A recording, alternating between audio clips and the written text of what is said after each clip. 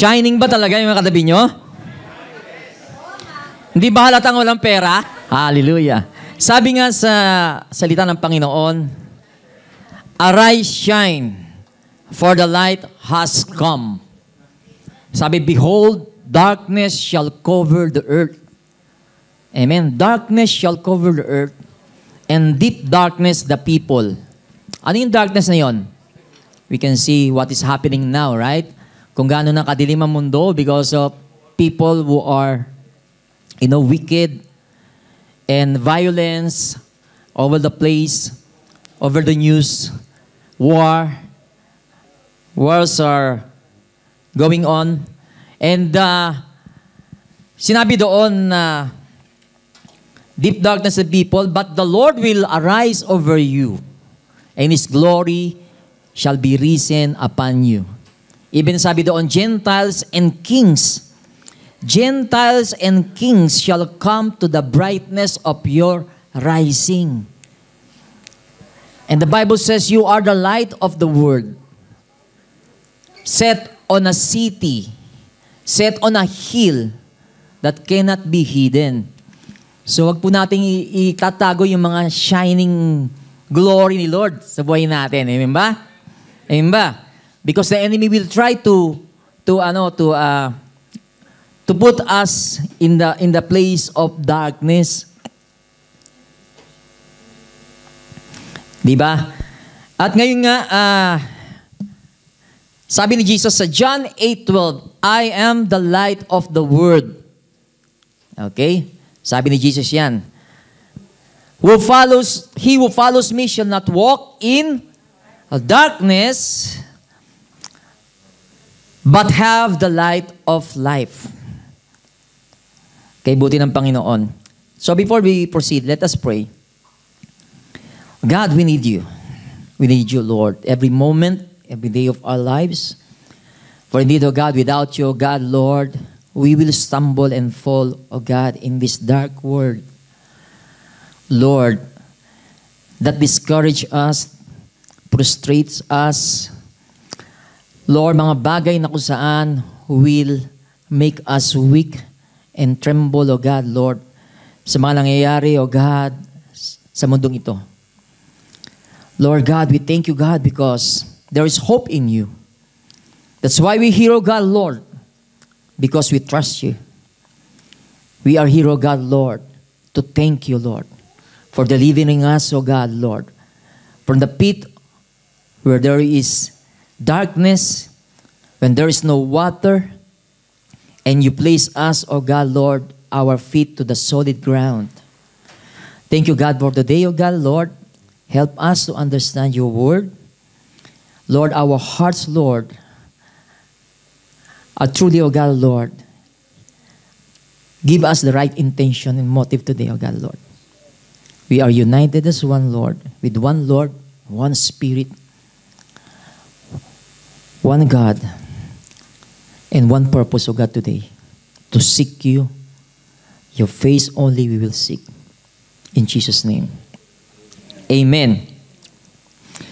Siguro nakarinig tayo sa sinabi ng TV or news anchor, sabi niya, ito nangyari ngayon sa lugar na to, yung murder. Parang, we cannot imagine that it's happening in our community. Narinig ba natin yon? Parang, hindi namin maisip na itong kapitbahay namin gagawa ng ganong kalokohan, di ba? Di mo alam, yung kapitbahay pala, drug dealer. May nangyari palang massacre doon sa inyong maliit na komunidad. And nagtataka ang marami, bakit nangyari? But it did happen. It does happen. Every day. Masabi nating, it can be murder. Kailan lang yung terrorism na nangyari. Na hindi na sukat akalain na mangyari. Amen. Na isang tahimik na lugar, isang tahimik na syudad, nagsasaya mga tao, and then terrorists, they came and they massacre people. We can see that there are so many corruption. Yun nga, drug dealing, dumadami mga drug addiction. At napakarami pang iba. People are greedy They are lying. Kita natin yung scamming na nangyari, di ba? Everyday siguro nakaka-receive kayo ng mga scam text. Pain, suffering, eventually, death. Makita natin to, sabi nga kanina, shout it to the mountains, shout it to the streets. But it's happening everywhere. Kaya dapat we speak the name of Jesus. It's happening on the streets. And even, maybe in our own home, nangyayari mga bagay na kaguluhan na ito. Why? Because the Bible says, no one is exempted from sin. All of us are sinners. No one is good. Amen? We can say that we are born of sin because darkness has entered into our world nung dumating ang kasalanan na to.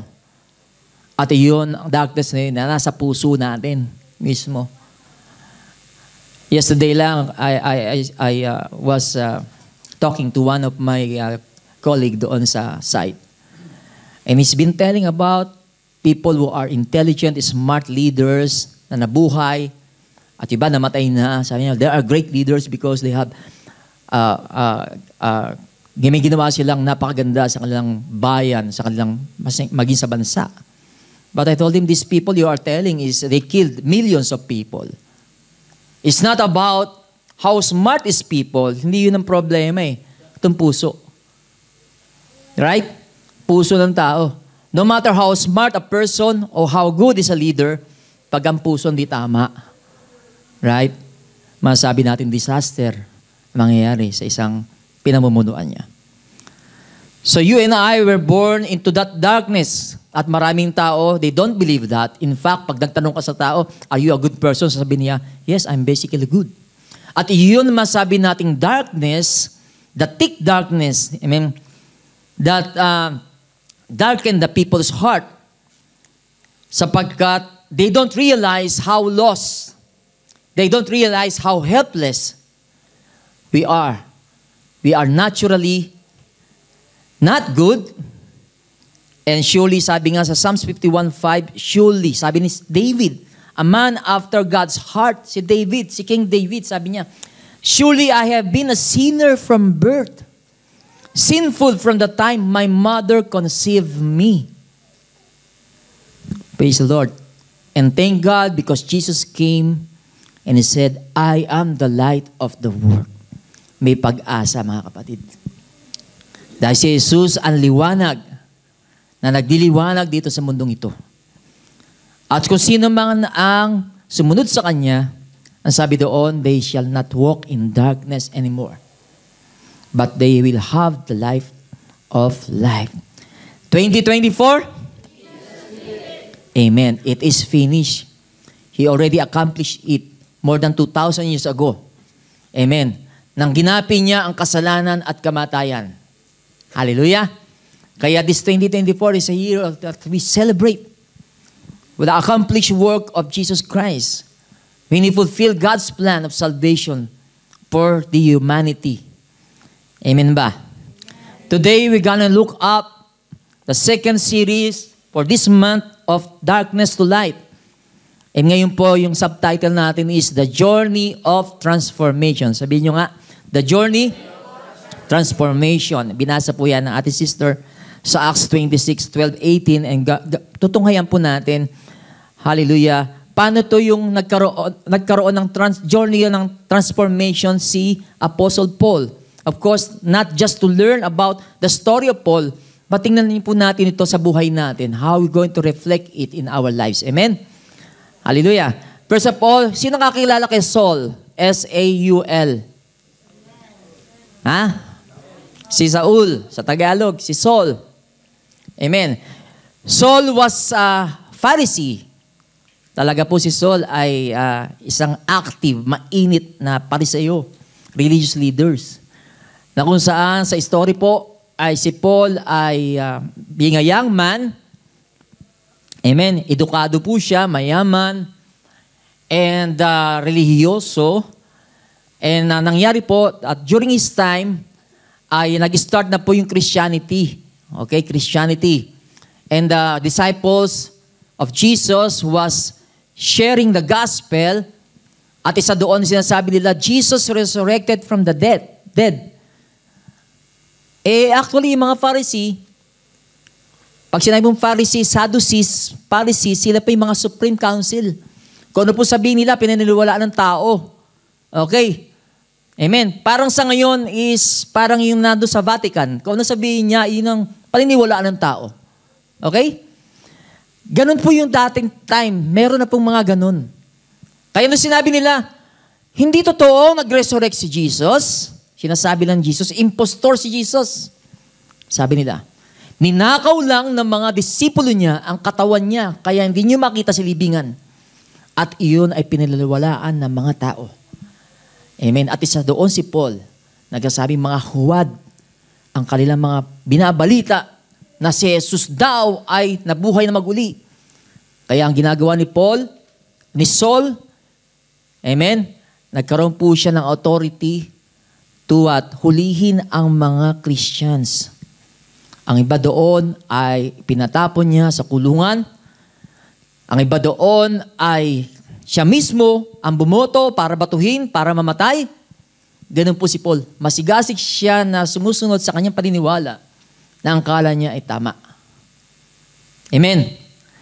Ayun po. At makita mo natin ito, paano na-transform si Paul from being a persecutor of Christian na he became a propagator of Christianity. Okay? Siya naging tagahayag. At sa New Testament, makita natin, amen, the majority ng mga letters dito ay sinulat ni Paul. Amen ba? So let us proceed. You have your notes? Ganda, minutes kayo. Amen. Sa Acts 26, 12, 15, ito po yung time when Paul was faced a king. And his name is King Agrippa. Amen. After ng missionary journeys ni Paul, siya po nagmi-mission, punta siya sa maraming mga lugar, sinyer niya gospel. Amen. Lumago ang Christianity. Amen. Kaya nga sa Rome, dati ang Rome is a pagan nation.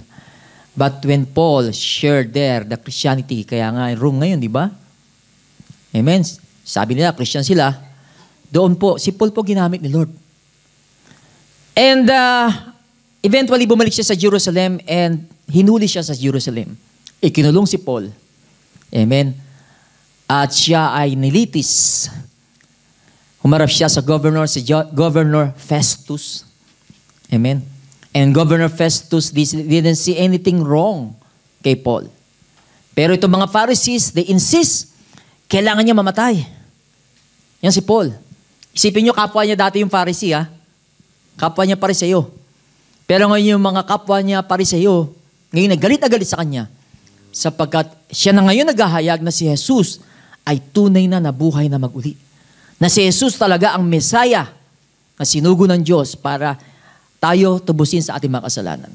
So that is what happened. Ito nga, fast forward tayo. Humarap siya ngayon kay King Agrippa. From Festus to King Agrippa. Let us see. He was talking to King Agrippa and there are people there who were witness. May mga usyoso. Sabi niya, while thus occupied as I journeyed to Damascus with authority and commission from the chief priest, he was narrating what happened to him before he became a Christian. He was relating to King Agrippa and the rest of the people who were there. Sabi niya, while at midday, O King, along the road I saw a light from heaven, brighter than the sun, shining around me and those who journeyed with me. And when we all had fallen to the ground, I heard a voice speaking to me, saying in Hebrew language, Saul, Saul, why are you persecuting me? It is hard for you to kick against the goads. Yung goads po, yung matulis na bagay. Sabi, mahirap sa'yo, yung sinisipa mo. So I said, who are you, Lord? And he said, I am Jesus whom you are persecuting. But rise and stand on your feet, sabi ni Jesus.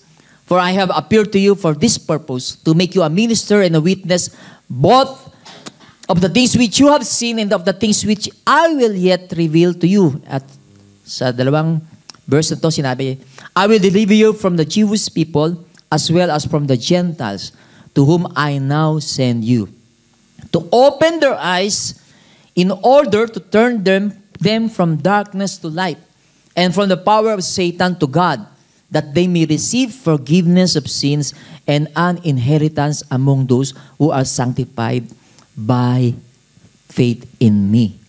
So ito po ni Paul, yung conversion niya, yung kanyang journey of transformation dito kay Haring Agripa. At kung titingnan natin yung istorya, nung marinig ito ng hari, sabi niya, you persuade me, Saul, to become a Christian. Sabi ng hari, you almost persuade me to become a Christian. Sabi ni Paul, not only you, but all the people who are here listening. Amen. Hallelujah. Ay maging mananampalataya o tagasunod ni Kristo. Okay ba? Yun po yung istorya. So let's see, ano ba mapag-aralan natin dito sa transformation ni Paul, in journey niya? May tatlo po tayong titingnan dito. Sabihin po natin, illumination of light, invitation of light, at ano yung impact ng light na to? Impact of light. Okay?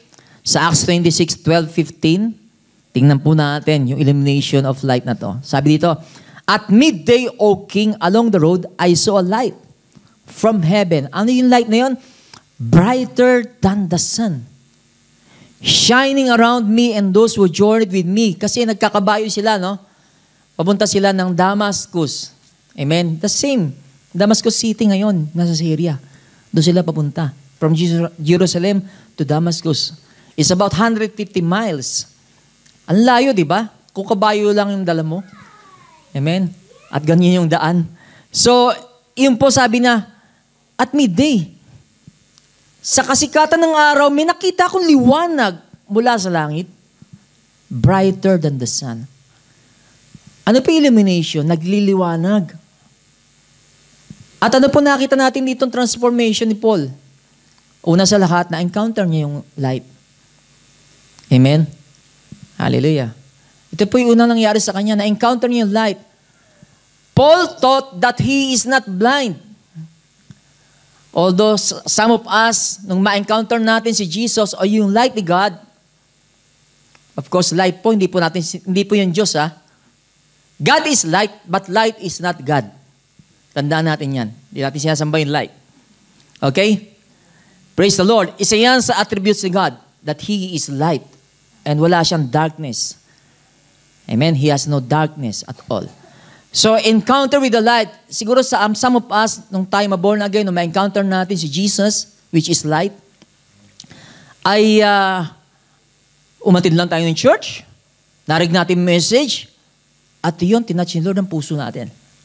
Yun yung encounter natin ng light. Amen? Iba naman, siguro pupunta kayo ng prayer meeting, and then as you are praying, amen, napaiyak ka dahil tinatch ni Lord ang puso mo.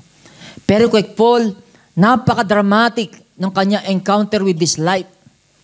You know what happened to Paul? Paul, hindi po gentle ang pagkaka-encounter niya ng light. Napaka-harsh po talaga.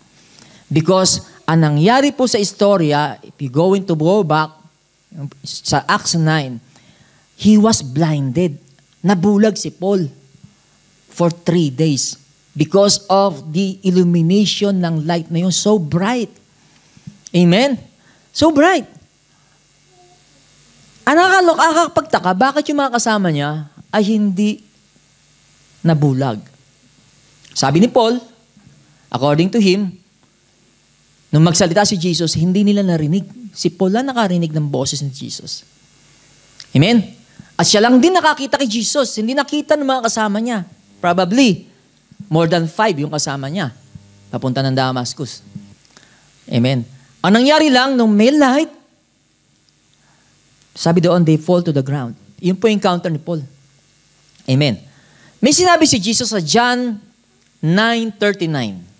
Sabi niya, for this judgment I have come to this world. Amen. To make those blind to see, and those who see to make blind. Kuha niyo ba? Kaya ro siya nagpunta rito, yun yung judgment niya. Yung mga bulag para makita at yung mga nakakita para mabulag. Parang hirap intindihin, no? Kaya sabi ng mga Pharisees, Lord, hindi po kami bulag. And Jesus said, if you are not blind, as you said, you're still in your sin. Nasa kasalanan ka pa rin. Kung sasabihin mong hindi ka bulag. Because you know what? Ang nangyayari po kasi sa atin, we are seeing so much in this material world na hindi na natin nakakita yung mga bagay na spiritual.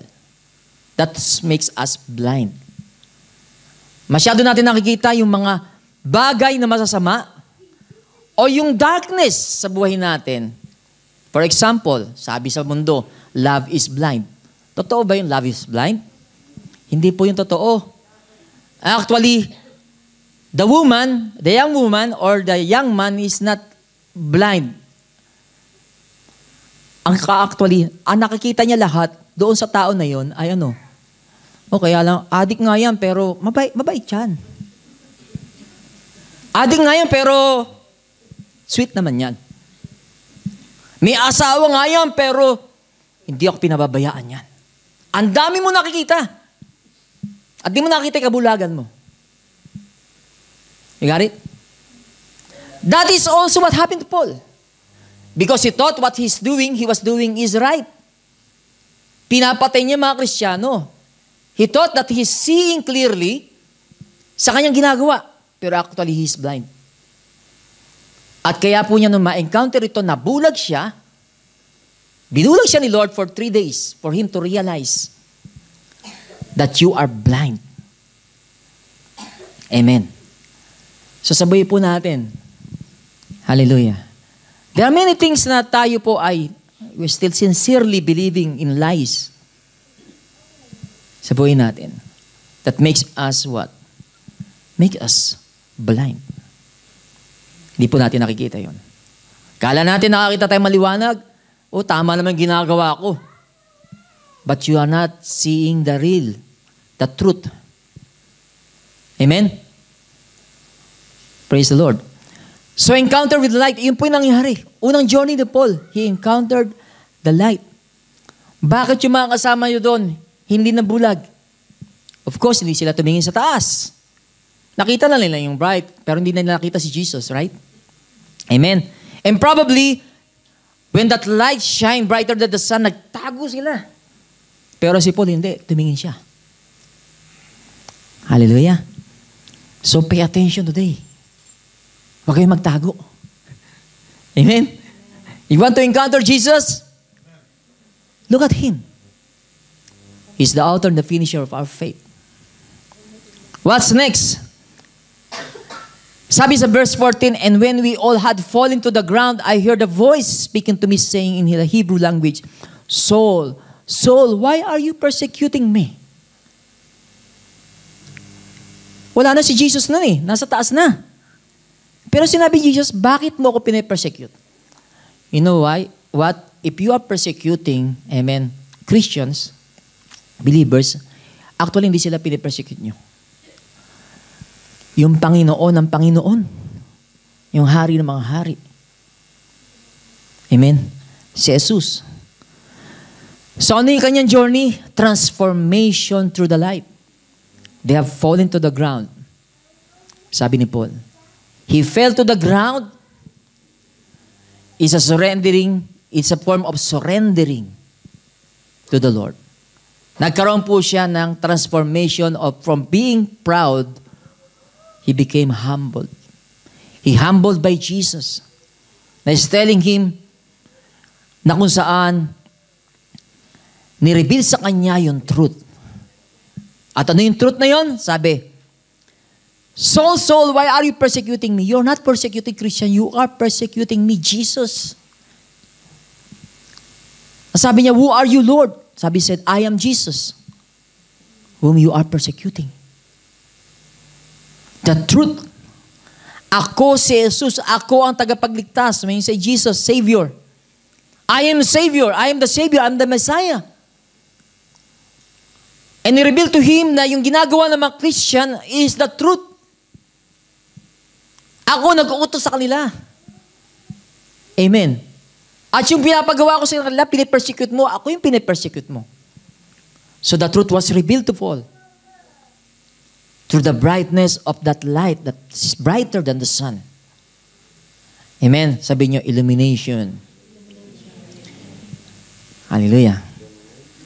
Amen. Praise the Lord. Napakahalaga po sa buhay natin, ma-encounter natin itong liwanag na to. Amen. At when we encounter this light, huwag tayo magtago. Because, sabi sa John 3:19, the light came to this world, but people love darkness than light.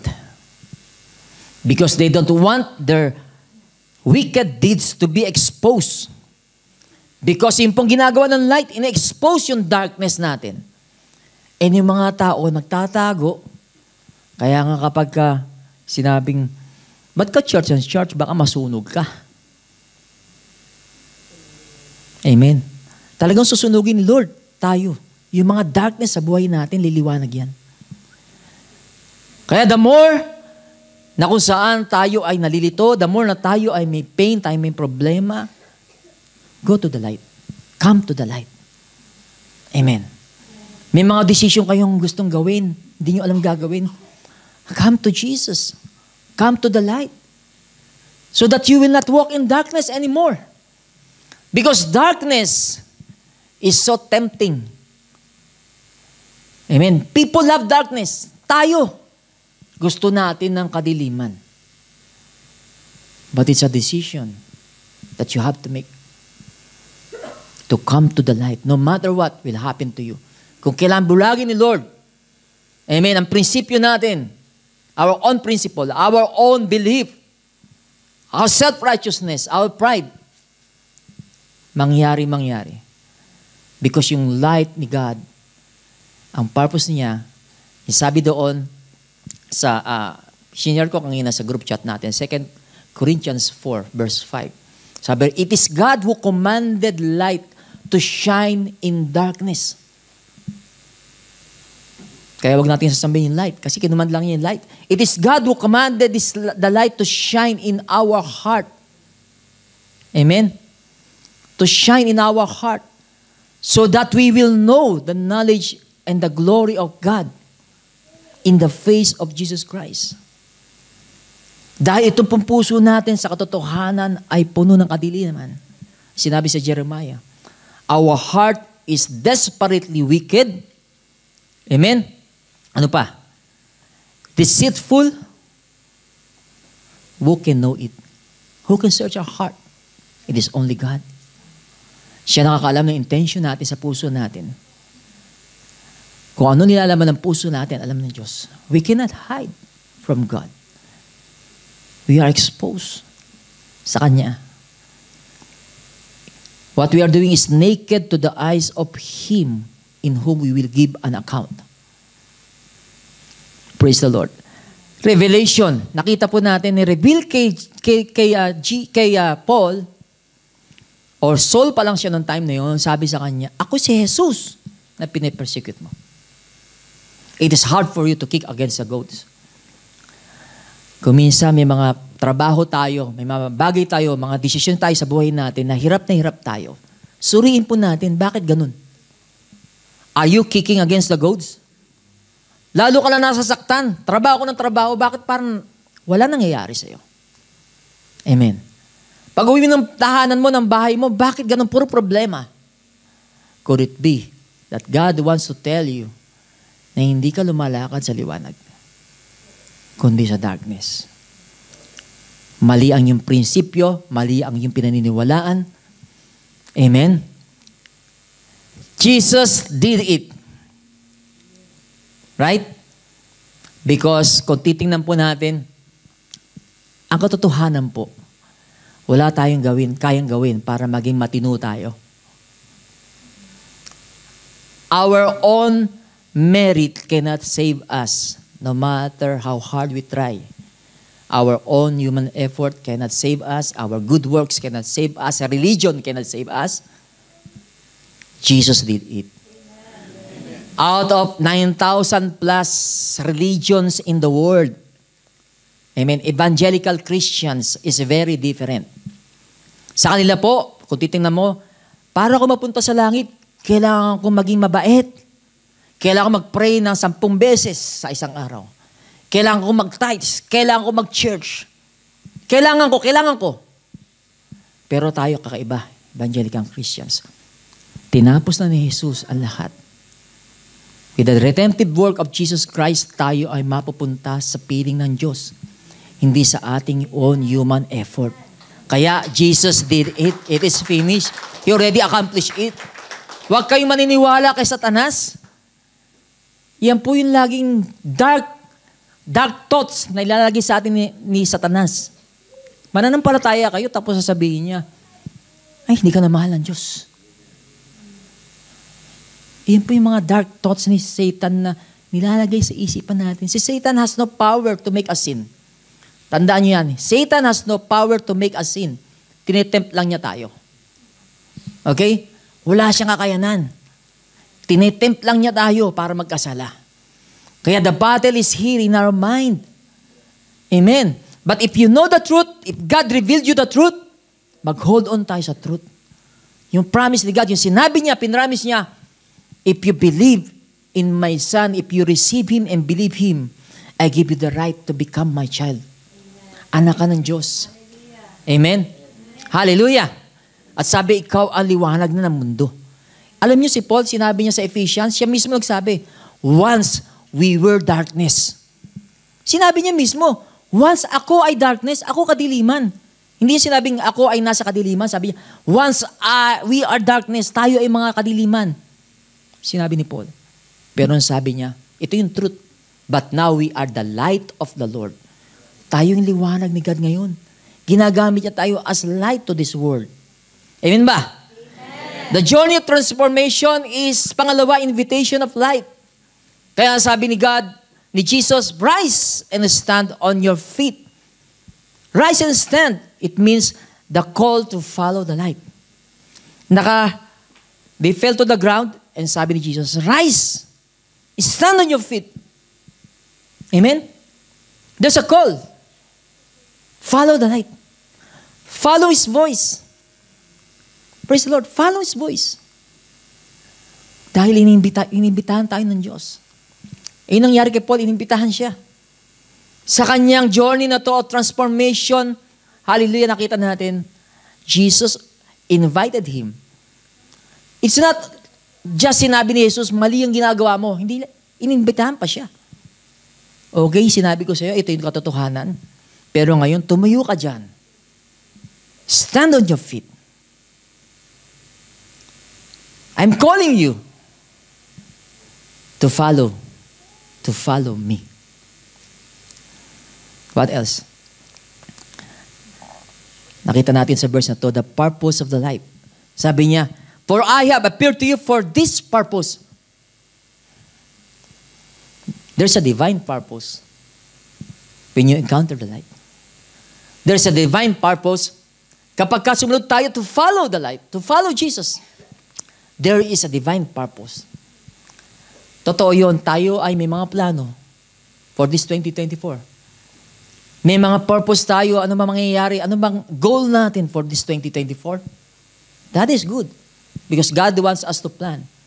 Pero kung plano natin is taliwas sa nais ng Diyos, all this plan will not succeed. Amen? It's only God's plan that will succeed. Tingnan mo yung plano ni Paul, he will go to Damascus, meron siyang hawak na papeles o authority to catch Christians na nagpunta sa Damascus. Kasi pinipersecute na yung mga Christian eh. Umalis na sila sa Jerusalem. Umalis na sila sa bayan nila. At sila nagtatago sa malayong lugar. Sinundan pa ni Paul. Ano yung purpose niya? To catch them and to bring them to prison. Pero God has a purpose. On the way to Damascus, he encountered the light. And God has told him, for this purpose. No ikaw maborn again, may purpose ka. Divine purpose. God's plan. Amen. Amen. Hindi yung sinave ka lang ni Lord tapos diyan ka lang sa isang tabi. May nais pagawa si Lord sa atin. Amen ba? Can you imagine Paul? Humarap siya sa hari. Kaya na-remember ko Isaiah 60 eh. Amen? Minsan na-intimidate tayo sa mga tao. Eh sinabi ni Lord, haharap kayo sa hari. Sabi, arise and shine, for the light has come. Amen. Darkness will cover the earth and deep darkness the people. But you will arise and shine. For the Lord's glory will shine upon you. And the Gentile and the King will come to the brightness of your rising. Ganun ba ang ating, hallelujah, ganun ba yung ating presensya sa office natin pag nakikita tayo ng mga tao? Na nakita nila yung glory ni God sa atin? O tayo yung tao na kung saan Kristiyano tayo, pero hindi nila alam na Kristyan tayo. Kasi wala nagbabago sa ating pamumuhay. Praise God. Eto na naman si pastor. Bato-bato sa langit. Tamaan na tayo. Para sa kabutihan natin yan. Di ba? Praise the Lord. Kung tayo sa office, hallelujah, dati kang pala sigaw, dati kang pala utos, dati kang mayabang, at hanggang nung ka pa rin. Hallelujah. Hindi mo nag-get yung purpose ni God. Ang purpose ni God sa atin is to shine as a light to this world. Hindi mag-shine dahil marami ka ng pera or mataas sa position mo. No. That will see the good work of God in you. Sabi doon. Sabi sa Matthew 7, di ba? I think Matthew 5. Sabi ni Jesus, doon sa kanyang Sermon on the Mount, you are the light of the world. A city that is set on the hill cannot be hidden. You are not lighting the lamp and put it under the basket, but you put it on the lampstand. So that those who are in the house will see the light, will see what they are doing, that they will see the shining brightness of light sa buhay natin. And that they may glorify your Father in heaven. Na pag nakita ka ng mga tao, unbeliever man siya, ano man religion niya, sabihin nila, grabe ka, nakaka-bless ka naman. Lagi ka nakangiti, nag-shine ka. Hindi yung dati na kung saan, pag nakikita ka ng tao, puro problema. Puro darkness, puro pain. Ngayon, hindi. Dapat yung shine. Yes, hindi po sa nagpe-pretend ka, no? Pero yun po yung buhay mo. Na, ano ba yung problema? Tinapos na ni Lord lahat ng problema ko eh. Secure na yung future ko, eternity. Bakit pa tayo nalulungkot? Wala ka lang pera sa bulsa mo, nalulungkot ka na. At yung mga, imbis na liwanag yung i-share mo sa office mo, pati sila ngayon ay, nadi-disappoint. Baka sa bibig natin, ano ba tong buhay na to? Lunis na naman. Trabaho na naman. Pagdating ng sahod, naku, dadaan lang to sa pakamay ko. Ano yung glory makikita sa'yo doon? Na hindi ka magpasalamat sa Diyos? Amen ba? Hindi ko po sila sabihin para gawin nyo, kundi pamuhay nyo. Dapat natin pamuhay yun. Should be a practice to thank God. Because marami pong reklamo sa buhay natin when we are not thanking God. Thank God. Every single day. Everything na pinapakita sa akin, binibigay sa atin. Thank God. Even though it's a small thing or little things. Thank God. Thank God may kinakain ka rito. Talaga naman dito, hindi ka magugutom, di ba? Praise the Lord. May purpose ka. Sabi mo sa katabi mo, may purpose ka. May purpose ang Diyos sa iyo. At yung invitation niya sa iyo, sa atin. Invitation niya sa atin yon. Yung liwanag na ito. Ikaw ay liwanag at may purpose ka to shine. Amen? What next? Ano yung sumunod? Sabi rito, The commission to share the light. Sabi, I have a purpose for you. May purpose ka. To make you a minister and a witness. Ako nga yung darkness eh. Na-realize ko ni Paul. Bulag na nga ako eh. To make you a minister and witness, kinakausap siya ni Jesus, both of the things which you have seen and of the things which will yet reveal to you.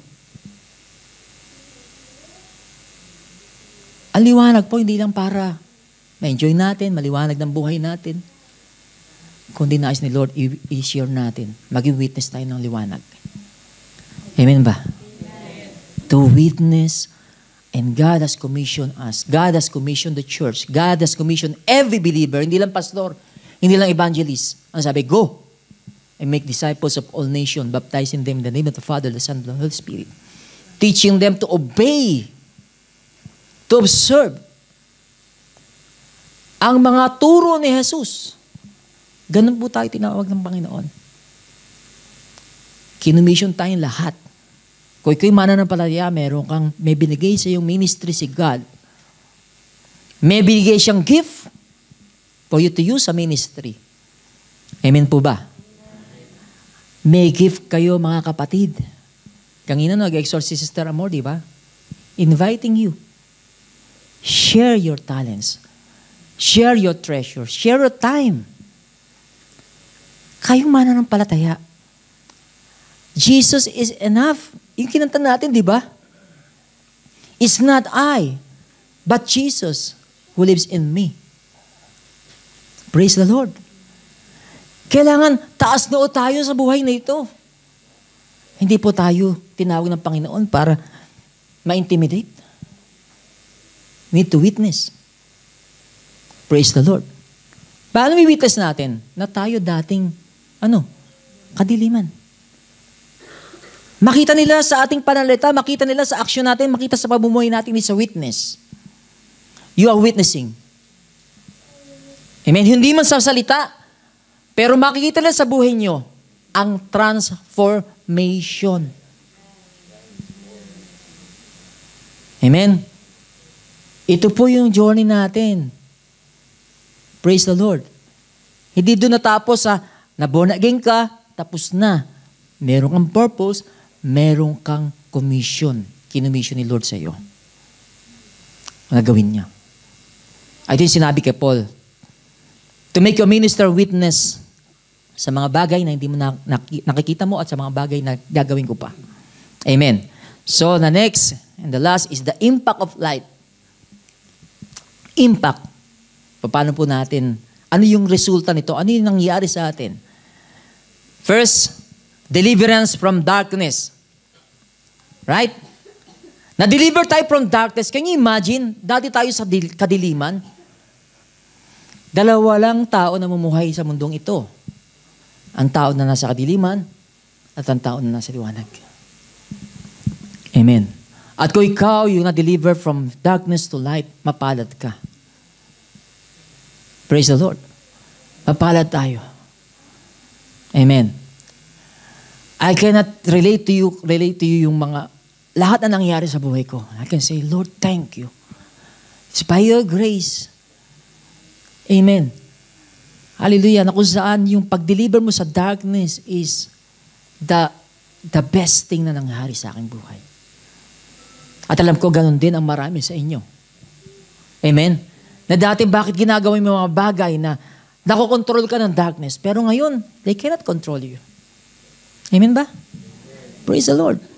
Sabi, I will deliver you from the Jewish people. Yung mga Jewish people, they are the people who were, at that time, sila yung mga darkness, di ba? Kasi they are persecuting. Alam ni Lord, kapag ka ikaw sumapi ka na sa akin, ikaw naman kamumuhian nila. Ikaw yung persecute. Pero sabi niya, I will deliver you from them. Kung paano kita deliver from darkness, na ikaw nasa light ngayon, ma-encounter mo yung mga darkness, but I will deliver you from darkness. Alam niyo lahat tayo mga mananampalataya, still we are under construction. Di pa tayo finish. Di pa finish yung Lord sa atin. Amen? Kaya tayo iba-iba ng level ng ating faith. Iba-iba yung measure ng ating faith. It's based kung saan tayo yung nag-grow sa atin buhay. Pero paano tayo mag-grow? Tinatanggal ni Lord yung mga nakasurround na darkness sa buhay natin. Hindi na nakasurround outside, kundi inside. Delivering us from those darkness. Kaya let the word, sabi nga, hearing and hearing the word, increase our faith. Pag na-expose tayo sa light, yung mga darkness sa buhay natin will suddenly be removed. Amen ba? At much as possible, lagi tayo mag-expose sa light. Pa-expose sa light. Because yung light, yung truth. Amen ba? Kaya napakahalaga po, nagpe-pray tayo. In our personal devotion, punta tayo sa isang lugar na walang istorbo. Kayo lang ng Diyos. Kayo lang ng inyong Ama na nasa langit. And He will reveal you who you are. Ito yung mga bagay na dito ka pa sa kadiliman. And the voice of God is powerful. Because it's the voice of truth. Pag nagsalita si Lord, paano ka aalma? Katotohanan yun. Right? When the Father speaks to you and to me, sinabi niya, mali yung ginawa mo. Mali yung inisip mo. Mali yung desisyon mo. Anong purpose nun? Para ba embarrass ka? No, para tulungan tayo. Not to live in darkness anymore. Amen? Mali yung ginawa mo. Sumasamba ka sa Diyos-Diyosan. Yung time mo, doon mo inuubo sa mga bagay na ginagawa mong Diyos. Mali yung ginawa mong panloloko. Amen. And so many things. At sasabihin din sa akin natin ni Lord, kung ano yung way or way out sa ating po mga pain, suffering, darkness, evil, because yun po yung impact ng light. Yun po ginagawa ng light. I mean, kung kayo po ipapasok sa isang room na na madilim, ano ang una niyong pupuntahan? Ha? Switch. So switch yung light. Ilaw, di ba? Kahit mga pa, hanapin mo yung switch. Amen. Sabihin niyo may cellphone naman. Praise the Lord. Hindi, hanapin mo yung liwanag. Para makita mo kung ano sa silid na yun. Amen? Mga kapatid, ganun ang buhay natin. Ang buhay natin, we are uncertain of our tomorrow, of our lives, what will happen to us. Can you imagine? No, isang linggo lang kausap mo isang tao. Tapos, after a few days, namatay na lang. Ang dami pa naman plano nun. Tao na yun. May plano siya for 2030, may plano siya for 2040. Pero, walang nakakasiguro, di ba? Sino dito magtataas ng kamay sabihin, bukas sigurado buhay pa ako? Nakakasiguro ka ba? Buhay ka bukas? Wala. Di ba? Pero salamat because yung liwanag, yun yung truth. God wants us to know the truth. That we are uncertain of everything. But it is God who knows everything. At yung light na yun, magpapakita sa atin ng truth. Amen ba? What else? Sabi, I will deliver you from the Jewish people. From the Gentiles. So, kasi po yung naging ministry ni Paul. Amen. Pumunta siya sa maraming lugar na hindi mga Jews. At kung ano-ano na-encounter niya doon, mga klase ng tao. Amen. Na mga walang paniniwala sa Diyos. At yung nga po, sabi niya, I will deliver you. Don't worry, I will deliver you from them. And, okay. The next one is forgiveness and redemption through the light. Sabi dito sa verse 18, to open their eyes in order to turn them from darkness to light. From the power of Satan to power of God. Kita nyo? Amen? That they may receive forgiveness of sins and an inheritance among those who are sanctified by me. Yun po yung ginagawa ng liwanag. When the light expose our darkness, our evilness, our wickedness,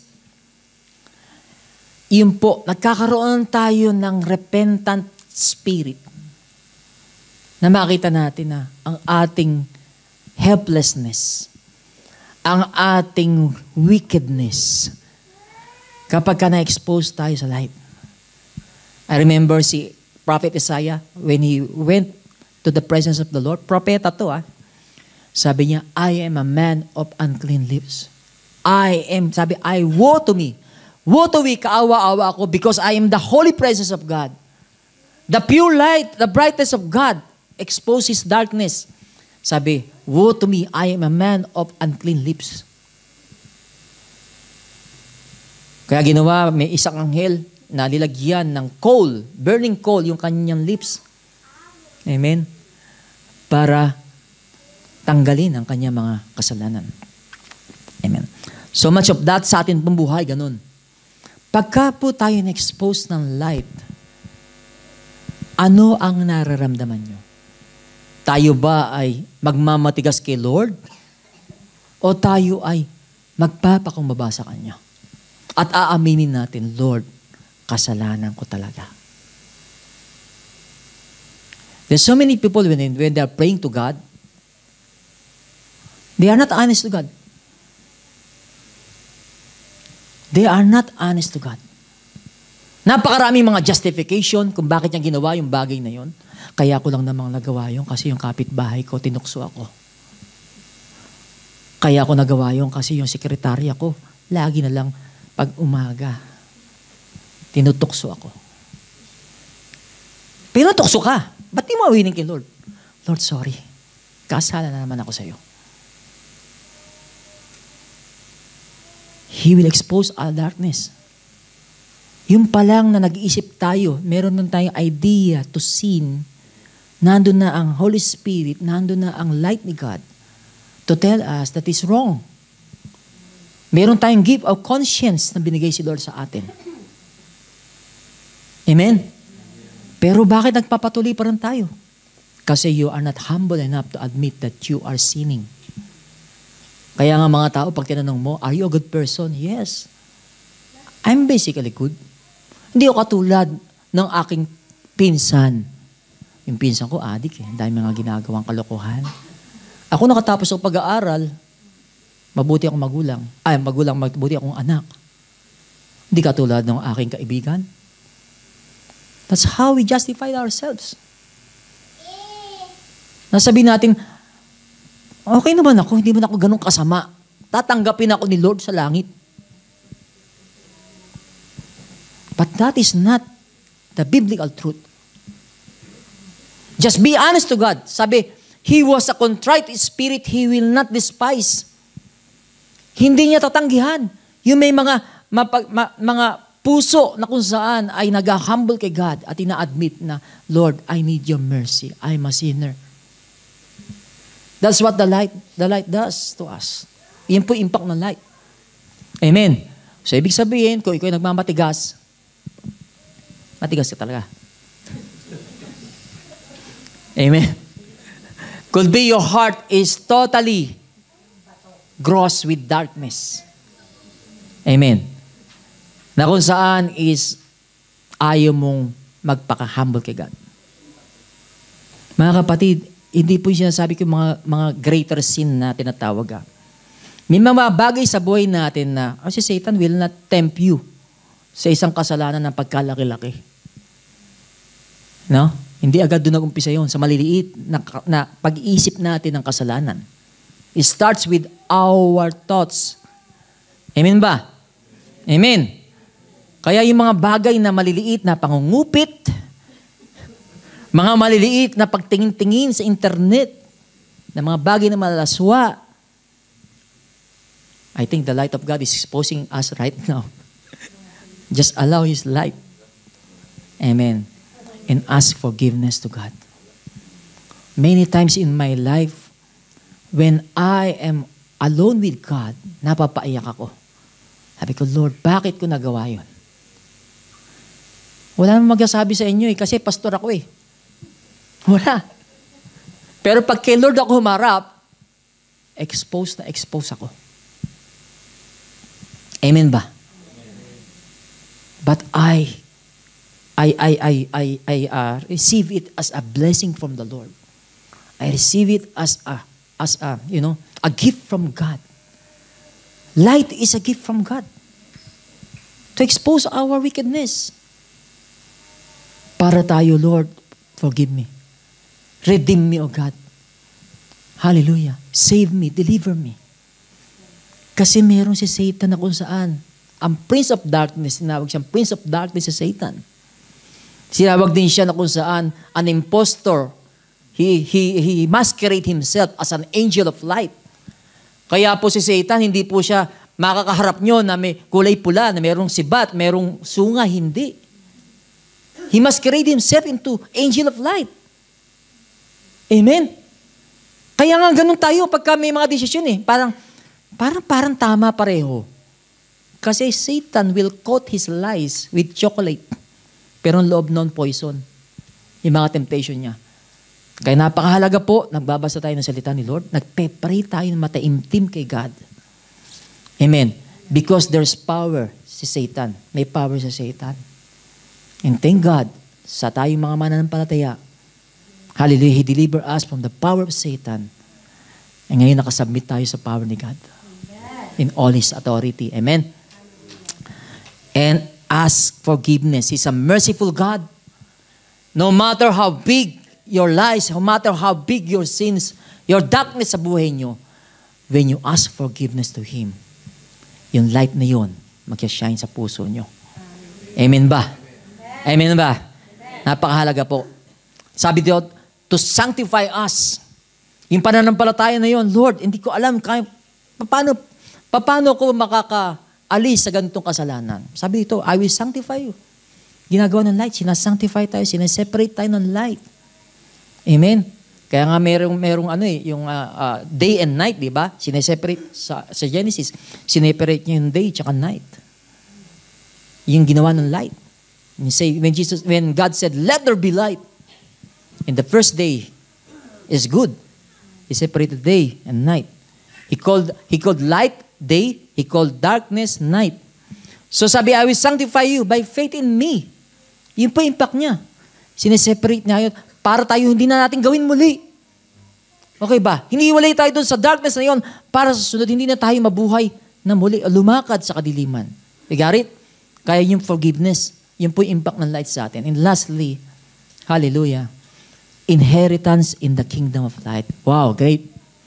Alam niyo ba, meron kayong inheritance. Mana, Tagalog. Parang hindi kayo excited The Bible says, kasi basa-basa rin kayo ng Bible. The Bible says we are joint heirs with Christ. Amen. Kasama tayong tagapagmana ni Christ. Can you imagine that? Sabi, the kingdom of this world have become the kingdom of God and He will reign forevermore. Kasama rin tayo magre-reign with Christ. Amen? Sabi mo sa katabi mo, mayamang ka. May conviction ba yun? O parang, Mayamang ka, kapatid. Kasi sabi niya rito, bibigyan ka ng forgiveness sa sin mo, tapos inheritance. Si Paul ang kala niya, pagkayaman-yaman niya, pagkatali-talino niya, hindi pala. Masigit ito na kung saan yung inheritance na sinabi ni Lord. Yes, si Paul po, hindi po naging ganon ka-smooth ang kanyang ministry dahil pinabato siya ng tao, dinuduran siya, amen, pinapalo siya ng tao, iniinsulta siya ng tao, hindi po naging smooth kay Paul. Pero lagi naisip ni Paul, this is just light affliction. May sinulat siya doon sa Corinthians. Ito ay maliit lamang na mga sakit compared to the glory that we will rebuild in me.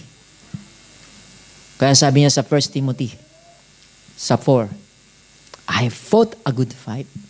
I have finished the race. And now there's a crown for me that awaits for me, the crown of righteousness, which the righteous judge will give to me.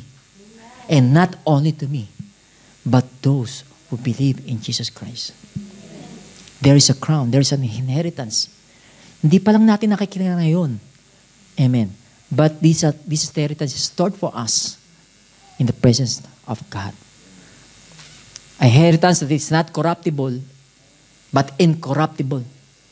Amen. Ano yung inheritance na yun? Yung eternal life na binigay sa atin ni God.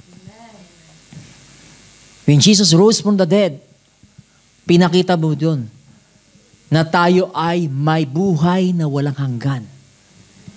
Hindi po tayo mamamatay ng forever. Amen. Tayo ay mabubuhay magpakailan-kailan pa man. Meron pong forever, mga kapatid. Amen. Hindi nyo palang nakikita ngayon, pero meron pong forever. Amen. Yung mga inipon nyo sa bangko, hindi forever yan. Yung iiwanan sa inyo na magulang nyo na pamana, hindi yan forever. Meron ba?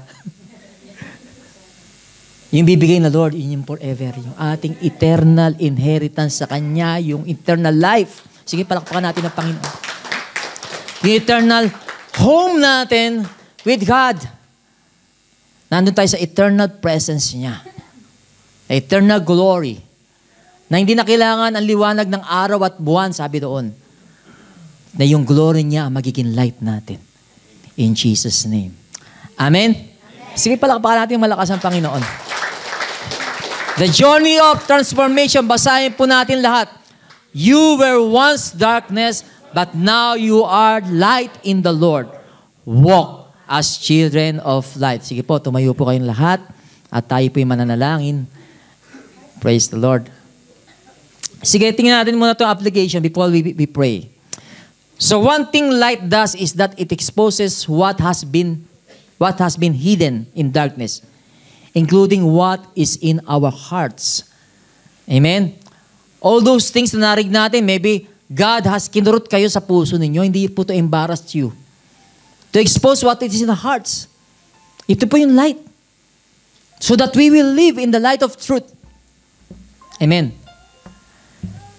Ano po yung application? Identify the things that tempted you to remain in darkness and let Christ's light expose and transform you.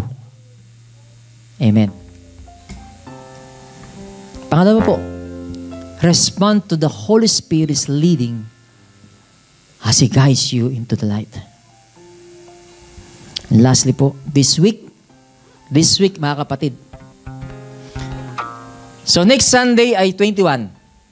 Maganda kayo, ha? Ito itatanong ko sa inyo. This week, extend the light of Christ to someone who needs it. Maybe it's your own family. Nakita niyo yung inyong mahal sa buhay. Hindi lumalakad sa tama. Living in darkness. Why not share ninyo ang natutunan nyo ngayon? Extend this light. Extend nyo yung journey ng transformation ninyo sa buhay ng mga taong nasa kadiliman pa ngayon. And that's what we're going to pray today. That's what we're going to pray today. Just close your eyes. Wala pong distraction. Jesus Christ promised, if you come, hallelujah, blessed is he who comes in the name of the Lord. Those who come in my name, I will be in the midst of them. Huwag yun na hintayin na kung saan katulad ni Paul, makita niyo si Jesus doon sa langit na bright sun, brighter than sun. Ngayon pa lang, you can experience Him today. Kung di niyo pa siya na-encounter, kung di pa siya na-experience, He is here today. And He wants to speak to you. He's spoken to you, actually, already. All you need to do is surrender to Him. And be honest. God, I've been living in darkness. Darkness that I've been groping in this darkness. Darkness, O God, that seems like this darkness imprisoned me, O God. Yung darkness ng puso na ito, Panginoon, na kung saan, Lord, ayoko na. Tulungan mo ako, Panginoon, iligtas. Mula sa kadiliman ng aking puso't isipan. Na kapag ka, Lord, ako'y nag-iisa, Lord, nagagawa ko mga bagay, O God, na hindi ko dapat gawin. Nagpaplano ko ng mga bagay na hindi ko dapat planuhin. Itong taon na to, Panginoon, ang dami ko magagandang bagay na iniisip, pero Lord, yung pala, Lord, ay hindi naayon sa plano mo. Lord, tulungan mo ako. Kung ano ba yung mga evil plan ko, kung ano ba yung mga bagay, Panginoon, na hindi nagtutugma sa iyong layunin, sa iyong kalooban, tulungan mo ako, guide mo ako ng light, the light that will give me understanding, O God, Lord. As I surrender to you, O God, my heart, acknowledging that you are my Lord, the Savior, the light of the world, that you have come, that those who are blind may see, and those who will see may become blind. Thank you, Lord, because after 3 days, si Saul ay nakakita. Deliver mo siya from that blindness. Lord, that's what we ask you, Lord. Kung may mga bagay sa buhay namin na blind kami, Panginoon, Lord, heal us from our blindness. At kung may mga bagay kami, Panginoon, we are blinded, O God, in the spiritual things, O God, Lord. Heal us, O God, from those blindness, O God, Lord. At Lord, let the eyes of faith, let our eyes be enlightened to see the hope of your calling to us. Calling us to follow you, O God. Calling us, O God, Lord. Hallelujah. To commission, O God, what you told us to do, O God, Lord. To witness and to share your light. This week, O God, help us that as we receive this word, O God, the message about the transformation power of light, God, ito'y ma-share namin, Panginoon. Hallelujah, sa amin pong mga makika-encounter ngayong week na to, Panginoon. Holy Spirit, we cannot do it without you. Lord, we acknowledge that without you, we can do nothing. O God, help us. Empower us, O God, Lord. Remind us, O God, Lord, moment by moment, na hindi po namin makalimutan, Lord, kundi we will be doers of your word. In Jesus' name. God, sa aking mga kapatid, Panginoon, na kung saan, hallelujah, may mga nag-struggle, Panginoon, sa kanila po, Panginoon, faith, nanlalamig, nakakalimot. God, huwag namin makalimutan, Lord, yung the day, Panginoon, that we encounter you, Panginoon. That when we encounter you, O God, there's a fullness of joy. Lord God, ibalik mo sa amin, Lord, yung joy na yun, Panginoon. Yung peace, Panginoon. Yung zeal. Tulungan mo kami, Panginoon, na makita mo kami, Lord, na matapat na naghihintay sa muli mong pagbabalik.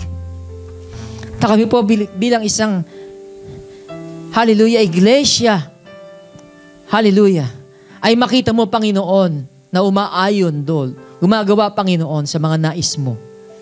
Lord God, sa iyo namin nilalatag ang plano ng CSG.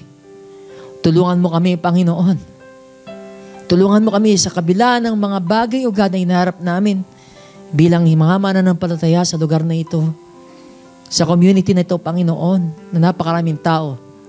Lord, ang kailangan pa, Panginoon, na makareceive ng magandang balita, tulungan mo kami to work as one, Lord. Empower us, O God, Lord, to do the work of the ministry of evangelism, O God, Lord, in Jesus' name. That in this city, O God, there may be, Lord, a lot of bad things that going on in the streets, Na sa buhay po namin, Lord, we will shout on the mountain, we will shout on the street, I speak Jesus. Thank you, God, for today. Thank you, Lord, for your message. We honor you. We love you. We thank you. In Jesus' name we pray. Amen and amen. Pinakamalakas sa palakpak po para sa ating Diyos. Amen. Just raise your hands para sa ating benediction. Hallelujah. Ang sinabi dito sa Romans, basahin ko. Hallelujah.